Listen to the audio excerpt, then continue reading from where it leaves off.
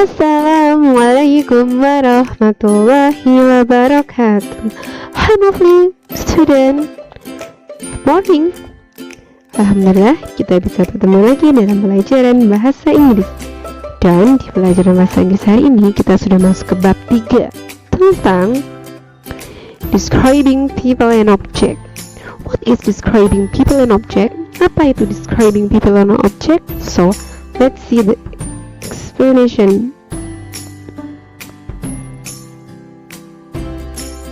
Describing people and object.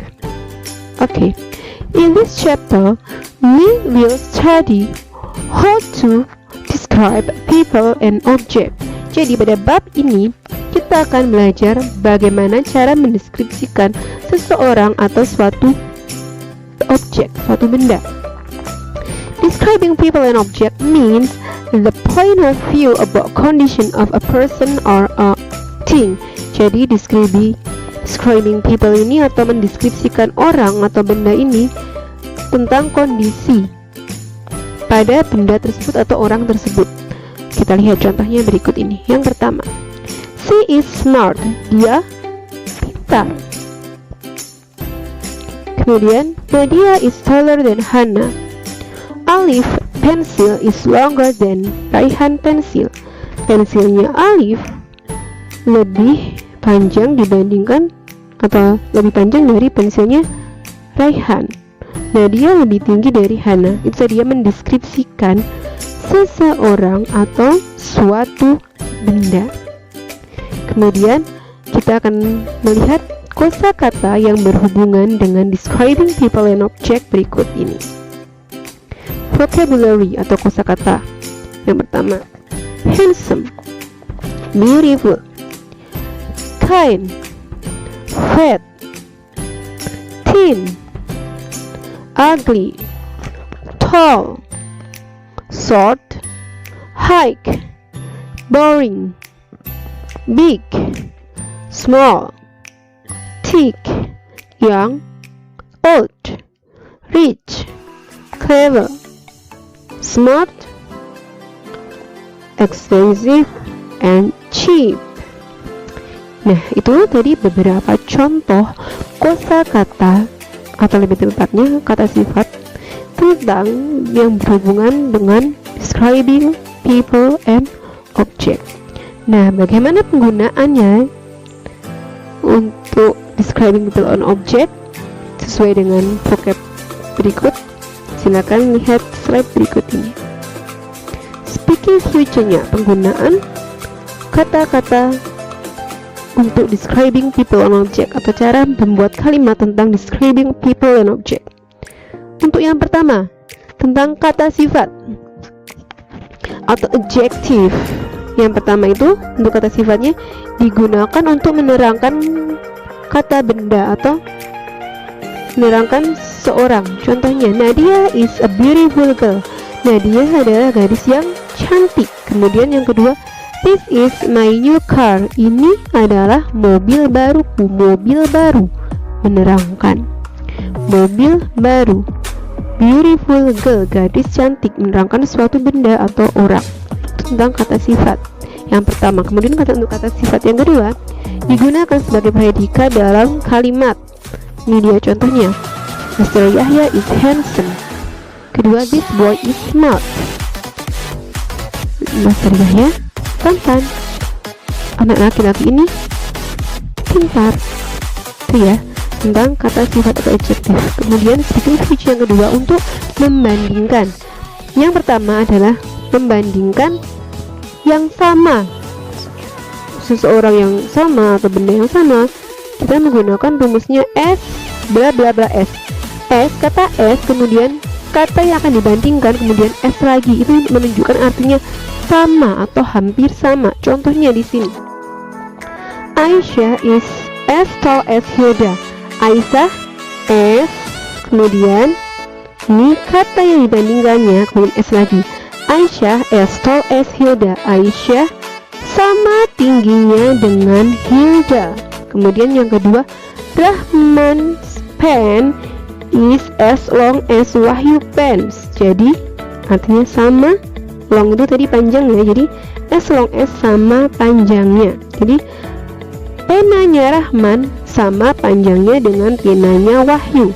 Itu tadi speaking future yang kedua tentang membandingkan untuk perbandingan yang sama. Kemudian speaking future selanjutnya yang kedua yaitu untuk membandingkan sesuatu yang lebih, bisa lebih tinggi, lebih besar, lebih kecil, dan lain-lain. Rumusnya seperti ini. Kata yang dibandingkan itu apa? Misalkan tinggi, besar, kecil, atau lain-lain. Kemudian ditambahkan kata er atau more. More dan er ini sama artinya lebih. Bedanya kalau more itu digunakan untuk kalimat untuk kata yang terdiri dari lebih dari satu suku kata. Contohnya expensive, handsome, beautiful. Itu makanya more. More ini digunakan di depan kata, sedangkan er ini digunakan atau diletakkannya di setelah kata. Biar tambah paham, simak contoh berikut ini. Yang pertama, er ini contoh kata tall. Nadia is tall, tambahin er. Ini tambahkan er setelah kata tall, karena tall ini tambahkan er. Nadia is taller, tambahkan er. Nadia is taller. Kemudian kata then Maya. Nadia lebih tinggi, lebih tinggi dari Maya.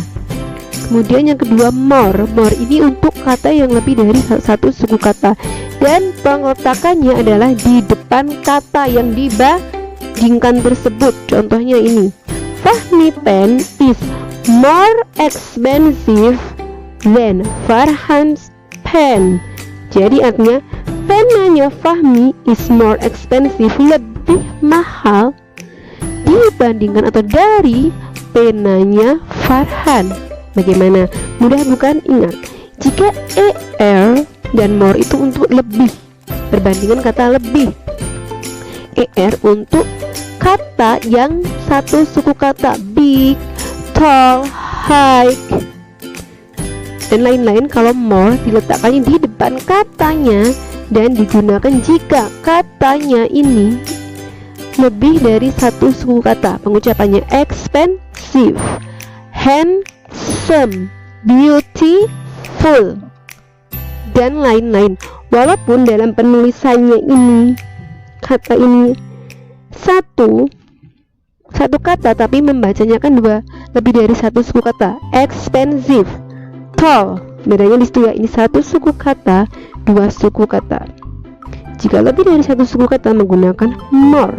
Jika hanya satu suku kata seperti tall, tambahan er. Peletakannya juga berbeda. Jika er itu setelah katanya, more itu sebelum kata yang dibandingkannya.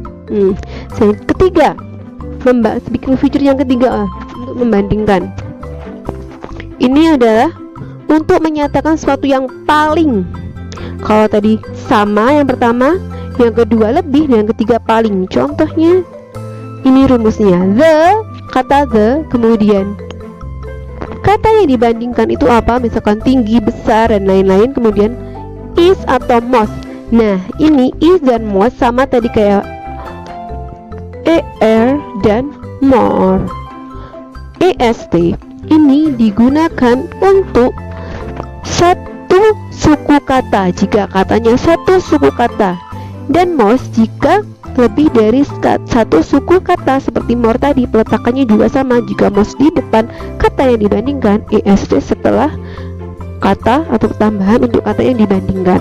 Kita lihat contohnya biar semakin paham. Ini dia contoh yang pertama menggunakan is.